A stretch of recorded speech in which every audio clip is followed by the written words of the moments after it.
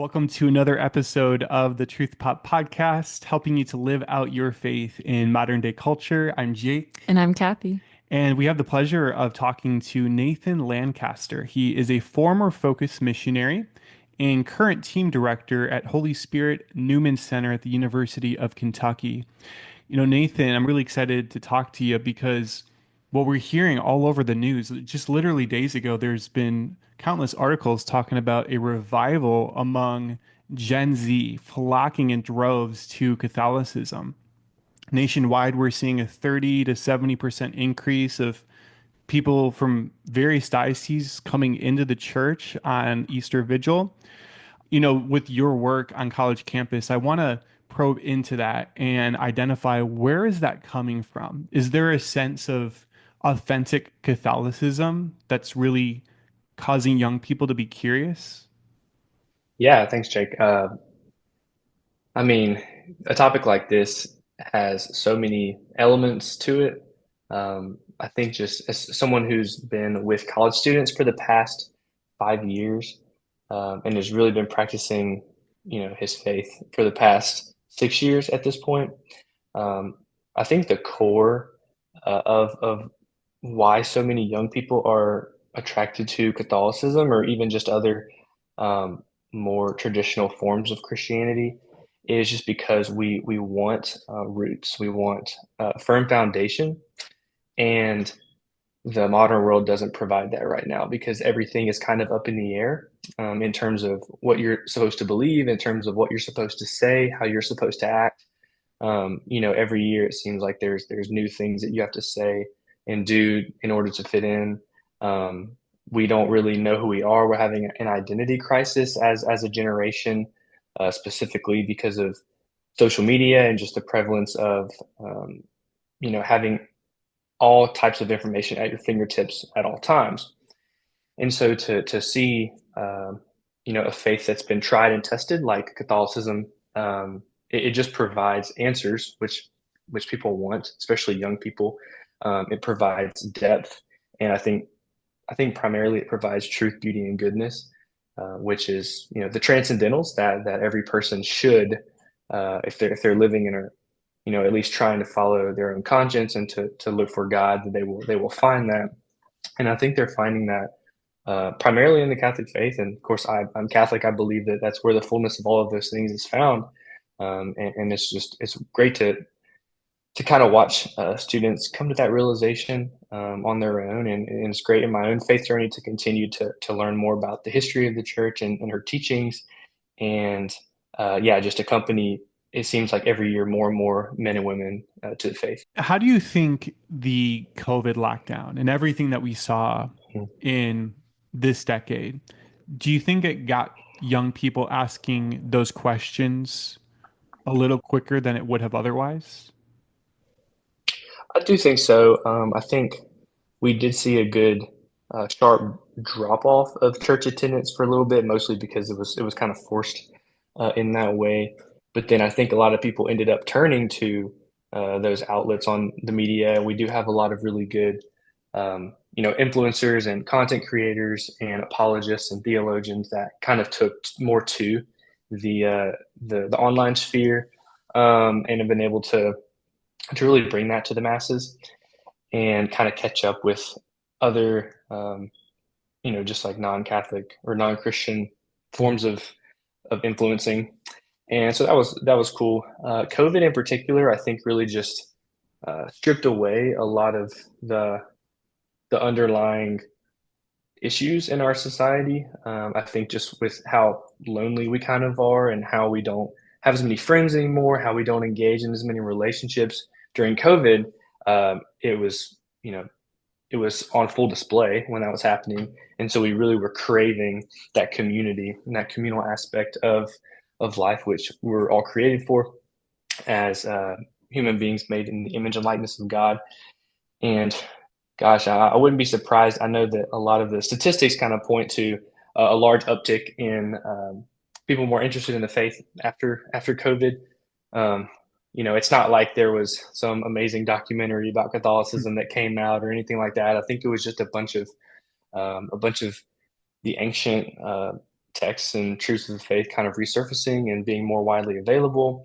And yeah, I mean, we've gone from um, in pretty much every metric on campus here in Kentucky, and then in a lot of campuses across the nation, have just increased in our uh, in this generation of people interested, people coming to mass, people coming to Bible study, people becoming Catholic, people getting married in the church, people even just stopping in the chapel and deciding to pray, even though it's been maybe years since they've done that. Um, and I do think a lot of that was because of yeah, like I said, just kind of the ripping away of our kind of day-to-day lifestyle during the pandemic, and people having to just take an inventory on what they're choosing to do. I mean, a lot of people, I was guilty of this as well, would just kind of binge watch Netflix. Mhm. And I just remember, being away from the sacraments for such a long time and almost like rediscovering the hunger for the Eucharist. And I think a lot of other people did as well. There's something so attractive about the Catholic faith, like you said, because it is truth, beauty, and goodness. And you mentioned that you recently started practicing the Catholic faith. So, can you tell us about your faith journey and what inspired you to practice your faith to the full? So I was born and raised in Mississippi, and my parents are Catholic. I was baptized as an infant into the Catholic Church by the grace of God. Very grateful for that. And my parents definitely did their best in raising me in the faith. I'm very happy that they did. I was able to receive the sacrament of confirmation and First Communion, and was sent to a Catholic high school. But I do think a lot of the assumptions that we have, sending your kids to Catholic high school or sending your kids to Catholic school in general, or Mhm. getting them the sacraments, that will kind of do the trick. It's not really working as it once did, just because there's more of a lack of cultural Catholicism, especially in the Deep South, which it is a very Christian area. It's very religious, which is also really wonderful. You get to talk about your faith in God more. Um, but I definitely kind of veered into just a people pleasing lifestyle in high school, and being on the football team, and being very um, just invested in wanting the approval of others. And so partying a lot starting in high school, and then basically making my college decision because I wanted to have a lot of fun. So I went to the University of Mississippi. It's a big party school, and yeah, it was a good way for me to make sure I was getting all my work done, but then I was like having a lot of fun on the weekends. I joined a fraternity, and yeah, Greek life at Ole Miss is wild. It's one of the most, I guess, well known throughout the nation in terms of, where are the best places to rush and join a fraternity or sorority. And so I was just very caught up in that culture, and I really lost myself. I compare my kind of compare myself to the prodigal son, where I just forgot like who I was. I lost my essence, my substance, what it says in the scriptures, and I just forgot who I was, and I forgot their relationship with God. I never stopped going to mass on Sundays, but I was certainly living very, very far from Him, just in so many habits and everything I was doing. And I really like the conversion story of Saint Augustine. Mhm. I think I find a lot of um, recourse to him, because everything he says about how he really, like, he knew that the things he was doing was wrong. He had some sort of catechesis in the back, but he was lazy, and he was letting himself be very taken by the winds of the world, and that was what I was doing. But I had the privilege of going to the Seek conference in 2019. I kind of just wanted to go because a couple of my friends were going. I thought it would be cool.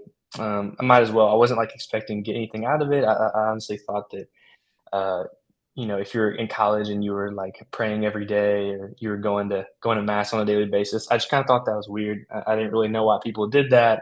So I would make sure to go to mass, but I wouldn't like hang out with anyone that went to the Catholic Center at Ole Miss. I would just, go back to the fraternity house or go be involved in other things. Try to be more into the, I don't know, like the worthwhile things on campus, what I thought were at the time. And yeah, just at that conference, everything changed. Everything changed. I was really exposed to the fullness of Catholicism for the first time, I would say. I think growing up in a very, very small percentage Catholic area and not really having a lot of access to certain things like beautiful liturgies or reverently celebrated liturgies or Catholics who really took their faith seriously, just not really having access to that, not seeing what that was like. Mm. I think that definitely just opened my eyes to not only seeing that in America there's so many young people that want God and that want to live life to the fullest, and I realized like this is living life to the fullest is to pursue God and to follow Him and to love Him and to just take refuge in Him. And so I realized that, especially because a lot of the talks, I've always been very intellectual. I've always loved learning. I've always loved, history and just in philosophy and these things. Realizing that the Catholic Church really has those answers through her tradition, through her, uh, her witness, especially through the saints. And yeah, I was just particularly struck in Eucharistic adoration. It was really the first time when I went to that conference. It was like the first time I'd actually done Eucharistic adoration Mm. well, and not in a room with like 10 other people. It was 17,000 people, and yeah, I just found myself really giving my life to Jesus in that moment, and like wanting to like making the firm resolution to follow Him, and like enacting the baptismal grace, and like helping to really make those graces come alive, and just my response to the gift that God had given me. And since then, it's been, yeah, it's my life has just been a completely different story, and one marked by just joy and love of God, love of neighbor, and that really overflowed. And I wanted to share it with others. I was doing engineering at the time. I wasn't particularly passionate about it. Mm. I was, studying engineering, and really just started. I started to read spiritual books. I started to read apologetics. I started to listen to podcasts, started to go to mass every day, started to frequent the sacrament of confession more. I really didn't go to confession much at all, and it's not one of those things that is talked about much, Mm. especially in just like kind of culturally Catholic settings. And yeah, I just wanted to wanted to give it to others, and to share this with others, and particularly with those who are young, and who have their whole lives ahead of them, and who are making these crucial decisions, and thinking that there's just so much pressure on them. There's so much pressure on the average college Yeah. student to go make something of yourself, and to be someone unique, and to dream big, and just want to tell all these students like your identity is in the Lord, and Mm. like you were just loved, and there's nothing you have to do to earn that love, and Amen. everything you do is is simply to glorify should be to glorify God. Mhm. And then just being able to see like everything kind of tie together over these past few years that I've in my own personal study and in my own formation as a missionary, as I've been walking with these college students, is seeing yeah, like all the teachings of the church come alive. Like this is why family is important. This is what happens when you have a broken family. It really distorts your view of love. And Mm. this is what happens, when you allow certain vices to enter into your life.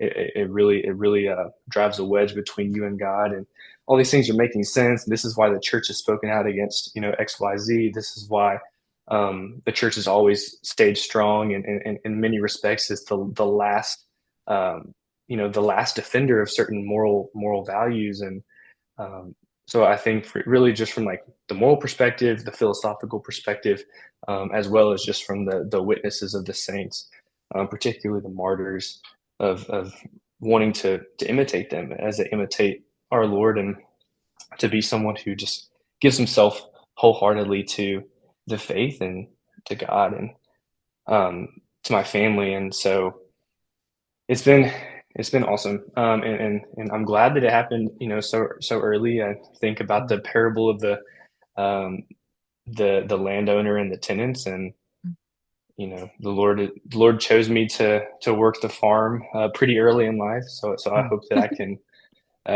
I can bring as many people to work in the farm, to work in the vineyard with me. So that's a little bit of where I'm at. And yeah, I've got married 2 years ago. We have a 7-month-old boy. He's Mm. awesome. His name's Jonathan, and yeah, just continuing to um, to be a good son first, son of God first, and then husband, and then a father, and to live from that, and to die to myself every day and follow in the footsteps of the master is really what I want to do, and to be a saint and to help help as many students who go to the University of Kentucky become saints as well. Wow. Wow, that's so amazing. I love how Seek was so pivotal in your conversion and how it really helped you transform. So I know a lot of other people have been impacted by Seek as well. So for those who have not heard of Seek or don't know about it, can you explain a little bit about what that is? Sure. Yes, Seek is it's a large Catholic conference for college students, and it's usually held first week of January every year in a centralized location. And it's just a great time to come together and to see the American church fully alive, especially the youth in the American church. And there's um, most of the programming is speakers and keynote sessions and famous speakers like Bishop Barron, Father Mike Schmitz, Sister Miriam James, Scott Hahn, just to name a few. There's Mass every day that's usually celebrated by hundreds of priests, that can celebrated by hundreds of priests and bishops, and there's usually like a cardinal celebrating Mass every day. Mhm. It's kind of like World Youth Day on a smaller scale. I've never been to World Youth Day, but it's definitely not 2 million people. But still having 20,000 people there is awesome. Oh, And there's all sorts of vendors and Catholic companies and organizations and graduate school programs and religious orders and ways to get into a vocation that are there and that are present and that are making themselves known to the wider church. And yeah, I've been to Seek every year since then. It's always a great way to renew my faith and to start the year strong, and to recommit myself to the Lord. And then again, just to see like so many students to be a part of it. It was in Salt Lake this past year. We actually met on the way over there. Yeah. That was really Took an cool. Uber over together. So I remember that. So I remember it was Mhm. what, like 4 a.m. at O'Hare Airport. Literally Right. everybody's walking around like a zombie yeah. because it's 4 a.m. On New And Year's Day. on New Year's Day, yes. And actually, Hmm. Kathy and I didn't get any sleep Oh. that night before. So we were part of that zombie revolution there. But that's right. We connected before our flight, ended up taking an Uber over and no, I think just super grateful for the witness that you shared with us, knowing that, you said yes to that call to be a focus missionary years Hmm. ago. When you started thinking about pursuing that call, was it something you had to wrestle with for a while? And what convinced you to say yes to that life? Well, I think one of the things is that I was pretty certain that God wasn't calling me to anything in particular. I think speaking of the engineering I was doing, it was kind of a major that I just felt like would make the most sense because I enjoyed certain um, sciences and math, and I wanted to do something that I could just graduate and then go immediately into the workforce. Um, but then yeah, I think I've just always been someone who's very relational and have just really highly valued friendships and getting to know people. And so when I met the missionaries, I got to know them when I was a sophomore in college. I realized that they were really normal and they were really holy, and I loved that because again, I just had a view of holy people as being super distant Mm, and not able to relate, and that just wasn't the case with the missionaries Hmm. that were at Ole Miss, and so I really wanted to be one, and I think one of the one of the things that I really enjoyed, I got to go on a pilgrimage my junior year, right before COVID happened, to spring break to Lourdes, France, and that was a trip that the missionaries led, and gosh, it was just so much fun. A lot of things kind of went wrong. Like we were missing our trains, and we were getting no sleep, and we were having to move around so much.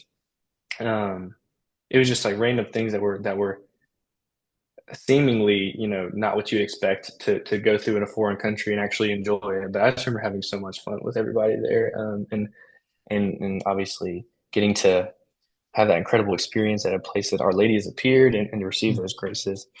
So I remember being very convinced of wanting to be a missionary on that trip, and wanting to do the same for other students. And so I was always pretty much on board ever since Seek my sophomore year. I remember going up to my missionary after the conference and saying like, I could really see myself doing this, even though I was a sophomore. And so, yeah, I applied in the fall of my senior year, and got an offer and accepted. And I was with Focus for 3 years, and I just loved it so much. And I still love working as a missionary. I'm in a different role now, slightly, but with our Newman Center at Kentucky. But I get to work alongside the Focus missionaries every day, and it's just so much fun, especially the communal aspect and the team life aspect. Yeah, these are your coworkers, but really, these are your brothers and sisters fighting alongside you on the battle lines of the college campus, um, and we just get to have so much joy together, and especially to share that within the context of like my own family. And then another one of the missionaries is married as well, and he has 2 kids, and just get to share that. So I think for a lot of reasons, just being a missionary has opened up so many avenues, and has continued to convert my own heart. Mm. Like for instance, I don't know if I had like worked an engineering job, I don't know if I would be praying every day. Mm. I can't play what if, but I think that just having prayer built into your schedule as a missionary is going to help me post being a missionary and mass and things like that as well. Yeah, so what's a typical day in the life of a missionary like, from when you wake up in the morning to when you go to bed? What are those interactions like? Are you faced with confrontations sometimes of people who challenge what you believe? Yeah, I think some of the confrontations that you'll see, you kind of have to put yourself out there for that to happen. Mhm. Most people on campus are kind of just, AirPods in, head down, walking to and from Mhm. class, and they're not necessarily going to stop and talk to anybody. So you kind of have to be strategic. So one of the things we do is we'll go on campus and just grab lunch at the student center, and we'll go find someone who's sitting by themselves, and we'll say, "Hey, man, can I sit with you and eat lunch?" And usually they say yes. And so just strike up the conversation, get to know them. If the conversation does lead somewhere that we'll try to see if we can end up on the discussion of faith, belief in God, things like that, background, just their life, and then continue on that. But I think, yeah, that's kind of more the outreach that happens, and there's a lot of outreach that does happen through events and through just going out on campus. And I go to the gym most days, and so I'll just talk to people that I know there, that I've seen around, or that I know from like the fraternity Bible studies, and I'll talk to them, get to know them more. But the typical day in the life, we usually pray holy hour first thing in the morning, and then we'll have some meetings, team specific meetings, or one-on-one meetings, or just anything kind of like regarding strategy. Sometimes we'll meet with our director of campus ministry or our pastor, or sometimes we'll just like have free time and get coffee with a student, meet with a student. Um, and then we usually have mass around 12, and then a lot of students will come to that. And so we'll try to get lunch with someone after. And then mid to late afternoon is more of our free time. We kind of get to schedule time to spend with others. I like to come home and spend that time with my family before we go out back out that night, and that's when we do our Bible studies. This is when we do our discipleship formations. This is when we have our other events. Every Thursday night we have our student mass that about 100 students will come to every week, and on the weekends, um, yeah, just all sorts of things. Anything you can name, we'll do. We'll go camping. We'll go hiking. I mean, being in Kentucky is great. It's a very Mm. beautiful state. We'll do those. We'll take advantage of that. We'll watch sports together. Um, we've started a tradition of going to 8 a.m. Daily mass every Saturday. A whole group of us, there's like 25 students that'll go at the cathedral, which is in town, and then we'll go get Chick-fil-A after. And so we just Nice. started that tradition this year. So really all sorts of stuff. And then kind of like the more extraordinary things we do, we always go on a mission trip every spring break. We always go to Seek every winter break. Mhm. Um, we'll take kids on like random excursions or adventures or retreats or things like that, and we'll go with them and yeah, just live life with them, and I really enjoy it. And again, it's a lot of sitting down with guys, and they'll be like, "Hey man, my girlfriend just broke up with me. I need somebody to talk to." It's a lot more of that Hmm. than I guess I would have imagined. It's just a lot of being there for them and a lot of Hmm. loving them um, in the state that they're at right Yeah. now, and then helping them with anything that they need, especially when it comes to school or relationships or advice. Because yeah, we are mentors to them in a way, Mhm. Mhm. and that's the heart of a missionary is to love the person in front of you. Mhm. Mhm. And uh, yeah, I guess the toughest thing is just that there's so many. There's so many. There's Mhm. seven of us, and there's I mean probably 800 to 900 students that come to mass every Sunday. So we really try to pour into the student leaders and help raise up disciples who will lead other disciples of their own. And that's how we most effectively reach more souls uh, is by just having more of a chain of discipleship where just like in the early church, they're passing on the information and the formation and the faith to those who are passing it on.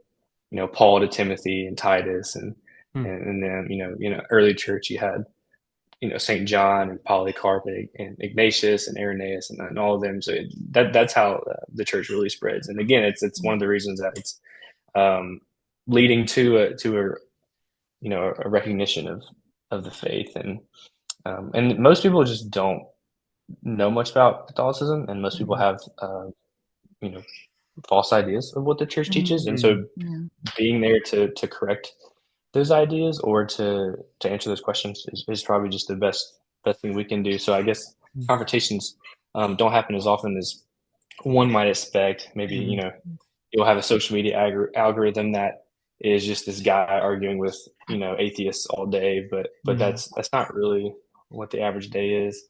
Mhm. Um, it's more of just like that one-on-one, like people asking you questions and you Mhm. responding to them. Wow, that's amazing. It just sounds like such a full life. And it's just so cool how you like intentionally disciple others. And so, what would you say to somebody who is thinking about being a full-time focused missionary or want to go into full-time mission work? What is the best way to discern that? Every person who is baptized is called to be a missionary. Mhm. That's always the first thing we'll say is everyone has a vocation. The way that they live out that vocation, um, at the base level is either through marriage or through holy orders or through consecrated life. Um, but then I think in terms of vocational, like a career or a job or whatever you want to do, to choose to be a full time missionary is to really like say yes and to jump off the boat and to just like do what you can to help bring as many people to get onto the ark. The church has always been Mhm. referred to as an ark, and I like that image, but I always like to think of myself as someone who's like on a life raft and trying to like row Mhm. people back. Yeah, I mean, just with the current crisis we have in vocations, the current crisis we have just in family life, becoming a missionary a lot of times is a gateway to really just living a life for the rest of your time on earth of mission. And that really, like being a full time missionary, whether it's for 2 years or 5 years or however long you really feel like called to do that, it's really going to set you up for the rest of your time here. I firmly believe that. So, and not everybody has to be a full time missionary, but I do see the benefits, and I think they do. greatly outweigh any fears that you might have. Um, and if there is that tug on the heart to work with college students, I would say that it's from God, and that um, a great way to do that and to live that out is to serve on mission. And you just learn so much. Like you are formed really well. It's kind of like in seminaries, when you discern to become a priest, you have, I believe it's human formation, spiritual formation, intellectual formation, and apostolic formation. There's the four kind of layers of formation, and we received that a lot as missionaries. Mm. And I would say like most people don't really receive formation like that growing up, whether or not you're a Christian or not, unless your parents are like intentional about it, or they send you to a school that's intentional about it. Mm-hmm. But most schools are more intentional about preparing you for a career, but they don't teach you how to be a good, virtuous person. Um, and so like being a missionary is saying like, wow, I didn't know that like this is what the church teaches about this, or I didn't know that this is Mm. how we're to live as humans, like developing these habits of getting enough sleep, developing these habits Yeah. of a good morning routine, or making your bed, or like the most random things Yeah. that when you become a missionary, you're really stretched to the max of how you're supposed to live a well-ordered life. And so, most college students are spending 5 or 6 hours a day on their phone, but when you become a missionary, like you're not going to have that anymore, and you're Mm. actually going to have to give more of yourself. And Yes.